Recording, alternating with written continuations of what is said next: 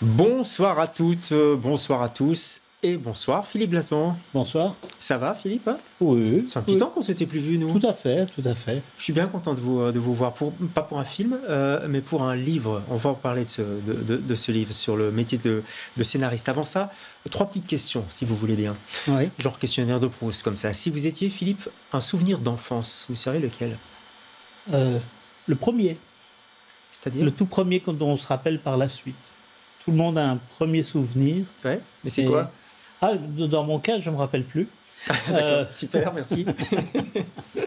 Non, si, je me rappelle, j'étais à Boston et on allait dans les forêts pour essayer de trouver des tortues et des grenouilles avec mon frère. D'accord, autour de Boston alors? Autour de Boston, oui. D'accord, c'est pas mal. Oui. Si vous étiez un film? Le cuirassé Potemkin et en particulier la scène avec le landau qui tombe dans les escaliers. J'ai l'impression que ma vie est un peu comme ça. Bon, d'accord. Tous les étudiants au cinéma d'ailleurs ont dû analyser et se sont arrachés les cheveux sur cette scène. Et si vous étiez un personnage de cinéma? Un personnage de cinéma. Waouh. Comment? C'est dur, hein? Oui, ça c'est vraiment dur.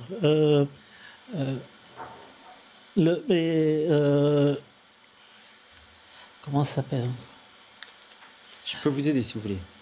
C'est-à-dire, oui. Non, mais dites-moi à quoi vous pensez. Mais je pensais à un François Pignon. Ah oui, d'accord. Un des François Pierre Richard, Pignon. quoi. Dans les Pierre Richard, la chèvre. Oui, c'est ça. C'est pas mal, Pierre tout ça. Richard. Oui. C'est bien varié, hein, en tout cas. Allez, en tout cas, vous êtes ici pour ce livre et vous êtes l'invité Philippe de LCR ce soir.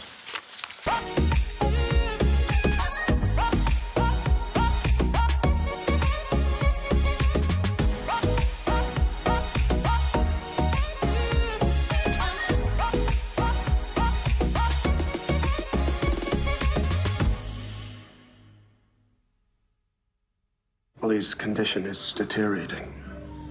There is a new treatment in Melbourne. You're in luck they're going to take him. Who pays? We can borrow. We can nothing. Nobody will loan us any more money. You're already heavily in debt. You've got nothing to borrow against. 3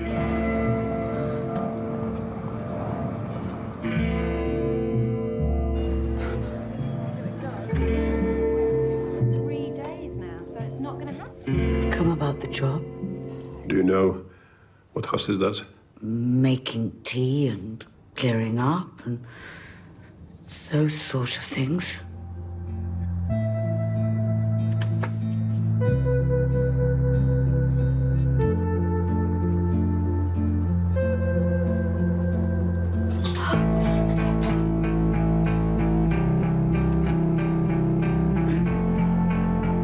$640. I don't understand why my mother is a whore. I'm not a whore. You'll never see Ollie again. Ever. Look, we all boast about what we do for our kids, how precious they are, how we die for them. Maggie put herself on the line for my son, and I'm grateful. Mickey says I've got the best right hand in London. Masturbation? I'm Marina Palm. Ça vous fait quel effet de la revoir comme ça, Marianne Faithfull, qui vient de quitter? C'est touchant. En plus, c'était vraiment, pour moi, un personnage légendaire bien avant. Depuis ma vingtaine, je voyais, même plus tôt, je voyais très bien qui était Marianne Faithfull. Donc, tout d'un coup, la voir, en plus dans ce rôle-là... que vous avez écrit, parce que je précise que vous êtes le scénariste de ce film. Oui, j'étais le premier scénariste. Ouais. Il y a un autre monsieur après. Et je crois que j'étais très étonné et que j'ai dû ne pas montrer mon premier sentiment. Je veux dire, Marianne Faithfull, en grand-mère, ça me semblait impossible. Ouais. Et pourtant, elle est inoubliable. Et pourtant, elle est formidable. Oh, c'est un de ses plus beaux rôles. Oui, j'ai souvent tort dans ma vie. Ça, on va en parler. Et c'est un film de Sam Garbarski qu'on salue. Ça, c'est un des 100 scénarios que vous avez écrits. Oui. Et sur ces 100, ça je l'ai appris dans votre bouquin, je n'ai pas sucé de mon pouce. Et sur ces 100, seulement une petite dizaine, on va dire, ont été tournés et réalisés. C'est incroyable. Oui, mais je crois que c'est malheureusement ce que vivent la plupart des scénaristes. C'est fou, ça. Aux États-Unis, ici. Il y a plus d'échecs que de réussites. Il y a beaucoup plus d'échecs, mais beaucoup plus d'échecs que de réussites. Et il y a des scénarios qui sont payés parfois, qui sont... il y a même des dates de tournage, et puis ploup, ça s'écroule. Ah ouais. C'est cher, c'est vraiment... c'est une activité très chère, donc à tout moment, ça peut s'écrouler. Ouais. Et en fait, en plus, vous êtes en début de course, plus ou moins, et on ne vous demande pas trop votre avis quand on monte la production après, j'imagine. On m'oublie assez... Ah ouais. Le gars, il a écrit son truc. Voilà, très souvent, on m'oublie pour des bonnes et des mauvaises raisons, mais je veux dire, souvent, enfin, je peux mourir une fois que la pré-production arrive, je peux mourir. Parfois, par exemple, j'ai donné j'ai vu des montages, des premiers montages. Pendant le tournage, j'ai dit, attendez, attention, il manque telle ou telle chose.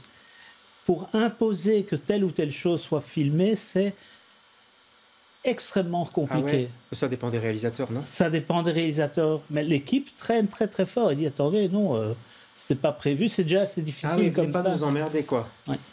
Ah oui, waouh. Pour être scénariste professionnel, il faut savoir accepter tout ça, accepter tous ces échecs. Bah, on n'a pas beaucoup de choix. Non. Oui, je dis ça, Philippe, parce que le livre, on va revoir la couverture, ça s'appelle Scénariste avec un point d'exclamation. Alors, je me suis demandé toute la nuit, pourquoi ce point d'exclamation? C'est un appel?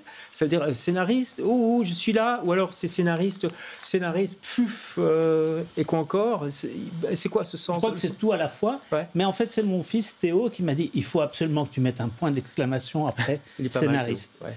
Et je me suis dit, bah, il doit avoir raison. Et voilà, c'est un métier qui est fortement... On en parle, mais on l'oublie parfois très très fort. Ah, c'est vrai. Et donc c'est rigolo de dire, attention, on en parle un peu aussi au César, au Magritte, aux Oscars. On en parle un peu. Ouais. Mais... vous avez écrit, les scénaristes qui ne sont pas des salauds le deviennent, ou alors ils changent de métier. C'est terrible cette phrase.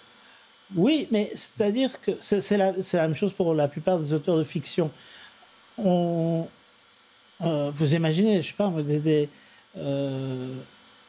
des gens qui écrivent des romans policiers, par exemple, n'arrêtent pas de vivre dans une violence terrible, alors que peut-être, comme, je sais pas moi, Agatha Christie, ce sont des braves gens et tout ça, mais ils sont tout le temps en train d'imaginer des meurtres atroces et tout ça. Ah d'accord, vous me rassurez, c'est dans ce sens-là. Quand vous dites je suis un salaud, parce que vous avez écrit je suis un salaud. Oui, mais il n'empêche, ça prend beaucoup de place dans votre vie quand même. Hein. Oui. Oui, j'imagine. Et je pense à votre entourage. Oui, c'est ça. Je salue votre fils, entre autres. Il y a un côté manuel pratique aussi, quoique c'est loin d'être que ça, avec la fameuse cause-effet que vous expliquez qu'il y a dans toutes les histoires, et ça commence très tôt. Regarde. Oh mince!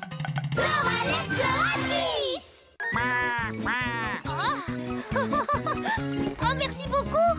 My boots! Mes bottes! Ouais! Vous m'avez tellement manqué! Oh, c'est bizarre, elles ne sont pas comme avant. Hey! Je ne peux plus m'arrêter de rebondir! Wow! Oh! Je te tiens, babouche! Merci, Dora.